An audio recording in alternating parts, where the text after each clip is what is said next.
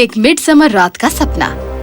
एक समय की बात है जब लोग अक्सर आसानी से जंगल में गुम जाते थे, जैसे बहुत सारी कहानियों में बताया जाता है।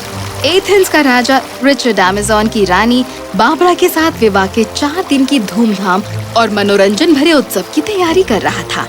तब अचानक उनके दरबारी डेविड आए उनसे कुछ कहने के लिए। मुझे आपके मार्गदर्शन और मदद की जरूरत है। अभी नहीं डेविड, मैं थोड़ा व्यस्त हूँ। अगले साल ही आना मेरे पास। अगले साल? ये बहुत ही जरूरी है। मेरी बेटी डोना इस लड़के एंथनी से प्रेम कर बैठी है, पर मैं चाहता हूँ कि उसका विवाह क्रिस्टोफर से हो। क्या ये सच है डोना? हाँ महाराज, मैं एंथनी से प्यार करती हूँ। वैसे भी उसे फैशन की बहुत जानकारी है और वो हमेशा मेरी सुंदरता की तारीफ करता है। तुम्हारा नेल पॉलिश कितना अच्छा है। ओह माय गॉड, तुम भी ना। डोना, तुम्हारी नेल पॉलिश कितनी अच्छी है। बकवास बंद करो क्रिस्टोफर। हाँ, अपनी बकवास बंद करो। डोना, ये एथेंस का कानून है। तुम्हें या तो उस लड़के से विवाह करना होगा जिसे तुम्हारे पिता ने चुना है, या डायना के मंदिर में एक नन के तौर पर एक ब्रह्मचारी का जीवन जीना होगा। क्या? डोना ये बात सुनकर हैरान हो गई, फिर भी उसने सिर हिलाया। उसकी खास दोस्त एमिली, जो क्रिस्टोफर के प्रेम में पागल थी, उसने मुस्कुराया। ओह क्रिस्टोफर, इसका मतलब तुम और मैं कभी नहीं। प्लीज। खुश होकर डेविड अपनी बेटी के साथ वहाँ से चला गया।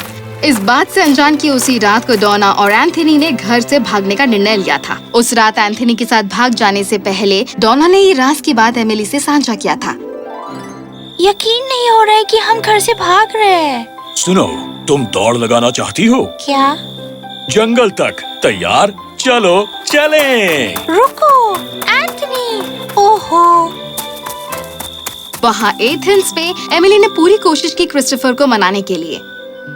तुम्हें मुझ जैसी और कोई नहीं मिलेगी। हाँ, तुमने बिल्कुल सही कहा। ओह, समझने की कोशिश करो क्रिस्टोफर, डोना जा चुकी है। क्या मतलब है तुम्हारा? एमिली ने क्रिस्टोफर को सब कुछ बताया और वो आग बबूला हो गया। वो तुरंत ही निकल पड़ा, ये ठानकर कि वो डोना को वापस लेकर आएगा। नहीं, रुको, मुझे छोड़ के मत जाओ। एमिली क्रिस्टोफर के पीछे पीछे गई, इस उम्मीद में कि वो डोना को भूल जाएगा और बदले में उसे चुनेगा। अब जंगल में काफी लोग अनजान थे। वहाँ अलग अलग तरह के परियां रहते थे। ओबरॉन, जो परियों का राजा था, उसका अभी अभी अपनी रानी टीना के साथ झगड़ा हुआ था। रानी ने अपने प्रतीक्षा वाली औरतों में से एक से जादुई बच्चे को हासिल किया था और अब वो ओबरॉन को देने से इनकार कर रही थी। मैं तुमसे आखिरी बार कह रहा हूँ, मुझे वो जादुई बच्चा दे दो। मेरी बात मानो। तेरे जीते जी तो कभी नहीं। मैं तुम्हें एक सबक सिखाकर ही रहूंगा। उसकी बात ना मानने के लिए ओबरॉन ने एक योजना सोची अपनी पत्नी से बदला लेने के लिए, और इसके लिए उसने अपने मनपसंद परी पक को बुलाया। राजा ओबेरॉन, आप सबसे महान राजा हो। आपके साहस और शक्ति के तो। बस करो पक, मेरा समय बर्बाद मत करो। मैं चाहता हूँ कि तुम उस रस वाले बैंगनी फूल की तलाश करो जिसके कारण लोग जागते ही जिसे सामने देखते हैं उससे प्रेम कर बैठते हैं। मैं उसे टीना पर इस्तेमाल करके उसे एक भद्दे प्राणी से प्रेम करवा दूंगा। ये सुनकर भी कितना बुरा लगता है। मुझे नहीं लगता कि मैं काम पर लग जाता हूँ। और इस तरह पक उस बैंगनी फूल की तलाश में निकल पड़ा। अब मैं तुम्हें एक ऐसा सबक सिखाऊंगा जो तुम कभी नहीं भूलोगी। ये लोग कौन हैं? हाँ? मुझे बस अकेला छोड़ दो। पर मैं तुमसे प्रेम करती हूँ। एमिली, आसमान में गिनो कि कितने तारे हैं। मैं भी तुम्हें उतना ही प्रेम करता हूँ। पर अभी सुबह है। समझ गई? रुको। जैसे ही एमिली क्रिस्टोफर के पीछे पीछे जंगल में गई, ओबरॉन को एक योजना सूझी। महाराज, ये रहा वो फूल। धन्यवाद पक। अब वहाँ एक एथियन है जिसने एक लड़की के साथ बहुत बुरी तरह व्यवहार किया। वो दोनों उस तरफ गए हैं। रात होते ही वहाँ जाओ और उस फूल का थोड़ा सा रस उस जवान एथियन की पलकों पर छिड़क देना। जब वो जागेगा और उस लड़की को देखेगा तो उसे उस लड़की से प्रेम हो जाएगा। आहा, आप कभी कभी कितने प्यारे लगते हो। मुझे दोबारा कभी भी प्यारा कहकर मत बुलाना। माफ करना। जब पक जंगल के बहुत ही अंदर तक गया, उसने देखा कि एक एथियन आदमी और औरत दोनों अलग अलग पेड़ के नीचे सो रहे थे। समस्या ये थी कि दोनों डोना और एंथनी थे। समय आ गया है प्रेम रस का। और इस तरह पक एंथनी की पलकों पर थोड़ा सा रस छिड़कता है। अब हालात इतने खराब थे कि उसी समय एमिली भी आ जाती है जब एंथनी सोया हुआ होता है। एंथनी उठो, क्या तुमने क्रिस्टोफर को कहीं देखा है? पता नहीं वो कहाँ चला गया है। एंथनी ने जागते ही एमिली को देखा और उसके प्रेम में पागल हो गया।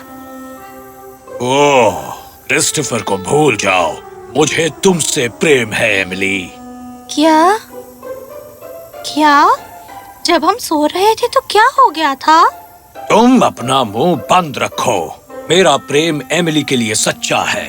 ये कितनी सुंदर दिख रही है। मेरा मजाक उड़ाना बंद करो। एमिली, रुको। एंथनी, मैंने सब कुछ देख लिया। राजा ओबरॉन, आप सबसे महान राजा हो। आपके साहस और शक्ति के तो। अपनी बकवास बंद करो और जाकर मामले को सुलझाओ। ठीक है। जैसे जैसे रात गुजरती गई, पक अपनी गलतियों को सुधारने में लगा था। ओह, ये रहा एथियन जिस पर मुझे रस छिड़कना है। लो, हो गया। अब सब ठीक हो जाएगा। बस अब मुझे लड़की के आने का इंतजार करना होगा। मेरा पीछा करना बंद करो। कभी नहीं। मैं तुमसे बहुत प्रेम करता हूँ। पर मेरा क्या होगा? हाँ? एमिली? हाँ?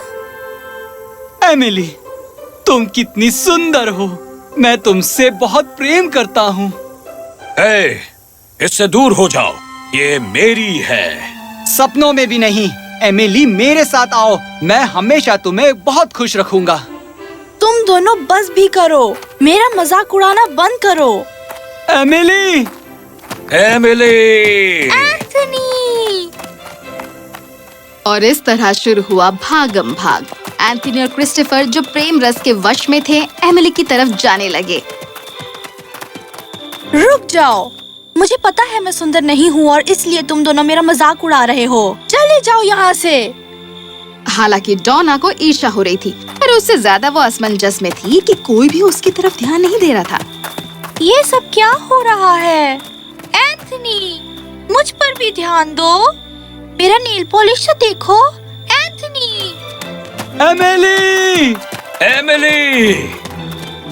अरे बाप रे, ये मैंने क्या कर दिया? ये तुमने क्या कर दिया? राजा ओबेरॉन, आप सबसे महान राजा हो। आपके साहस और शक्ति के। बकवास बंद करो पक। इस पागलपन का अंत करो। मैं तुम्हें आज्ञा देता हूँ कि सब चीजों को ठीक करो। मैं तुम्हें दूसरा मौका नहीं दूंगा।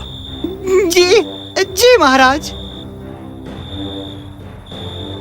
इन सब उलझन के बीच पक उन चारों का पीछा करता है। आखिर में जब वो चारों दौड़ते दौड़ते थक जाते हैं तो सो जाते हैं। उसी समय पक अपने काम पर लग जाता है। वो चीजों को पहले जैसा करने वाला रस एंथनी और क्रिस्टोफर की आंखों में छिड़कता है और फिर उन चारों पर ऐसा जादू करता है कि जब वो अपनी नींद से जागेंगे, उन्हें लगेगा ये बस एक सपना था। सुबह हो गई और महाराज रिचर्ड और महारानी बाबरा जो जंगल में आए थे शिकार करने के लिए, उन्होंने उन चारों को जमीन पर सोते हुए देखा। डोना के पिता भी वहीं पर थे। ये लोग यहाँ क्या कर रहे हैं? डोना, तुम घर पर क्यों नहीं हो? डोना ने अपने पिता को बताया कि कैसे वो एंथनी के साथ भाग गई थी। उसके बाद उसे कुछ भी याद नहीं है। पिताजी, मुझे माफ कर दीजिए। मैं किसी और से विवाह करने के बदले मरना पसंद करूंगी, क्योंकि ये जिंदगी दुश्वार है अगर एंथनी मेरे साथ नहीं है तो। और मैं भी उसके साथ अपनी जिंदगी त्याग दूंगा, क्योंकि वो ही मेरी जिंदगी का मकसद है। क्रिस्टोफर, जिसने ये सब सुन लिया था, उसे एहसास हुआ कि वो कितना बड़ा मूर्ख था जो डोना का पीछा करते करते जंगल में आया था। वो डेविड के पास गया। डेविड, मैं जानता हूँ कि आप चाहते हैं कि डोना मुझसे विवाह करे, और हम दोनों खुश कैसे रहेंगे अगर हम दोनों एक दूसरे से प्रेम ही नहीं करते। आपको उसका विवाह एंथनी से कराना चाहिए। वैसे भी मुझे पता है कि कोई है जो मुझे सच्चे दिल से प्यार करता है। मैं मूर्ख था कि मुझे वो प्यार दिखाई नहीं दिया। एमिली, क्या तुम मुझसे विवाह करोगी? ओह क्रिस्टोफर, हाँ। खैर, तो फिर सच्चे प्यार के बीच में हम आने वाले कौन होते हैं? तुम क्या कहते हो डेविड? आपने सच कहा। और इस तरह उस दिन एमिली ने क्रिस्टोफर से विवाह किया और डोना ने एंथनी से। सब लोग खुश थे। पर आप पूछेंगे कि राजा ओबरॉन का क्या हुआ? राजा ओबेरॉन, आप सबसे महान राजा हो और तुम क्या कहना चाहते हो पक? मैंने सब ठीक कर दिया है। अब सब कुछ ठीक हो गया है, बल्कि और भी बेहतर। मुझे पता है। भूल गए क्या कि मैं परियों का राजा हूँ? बेशक। ये रहा वो बैंगनी फूल। इसे फेंक दो, मुझे इसकी जरूरत नहीं है। मैंने देखा है इससे कितनी मुश्किलें आ जाती हैं। मेरे अहंकार ने मुझे अपनी पत्नी से ही बदला लेने पर मजबूर किया। अहंकार कमजोर लोगों के लिए है और राजा ओबेरॉन कमजोर नहीं है। आपने सही कहा। दरअसल आप तो सबसे महान राजा हो। राजा ओबरॉन ने अपनी पत्नी के पास जाकर माफी मांगी। तो क्या अब तुम्हें वो जादुई बच्चा बिल्कुल नहीं चाहिए? नहीं मेरी जान, और मुझे लगता है तुम्हें भी उसे नहीं रखना चाहिए। उसे अपनी असली माँ के पास वापस जाना चाहिए। कमाल हो गया। मेरे पति तो एकदम बदल गए हैं। वो जादुई बच्चा अपनी माँ के पास ही है। मैंने उसे कभी यहाँ लाया ही नहीं था। मैं तो बस तुम्हें छेड़ रही थी। मुझे देखना था कि तुम्हारा अहंकार तुम्हें क्या करने पर मजबूर करता है। क्या तुमने मुझे बेवकूफ बनाया? बल्कि कहो कि मैंने तुम्हें सबक सिखाया। मुझे जानकर खुशी हुई। और इस तरह प्यार ने सब चीजों पर जीत हासिल कर ली। जो शेक्सपियर ने कहा था ना, अंत भला तो सब भला।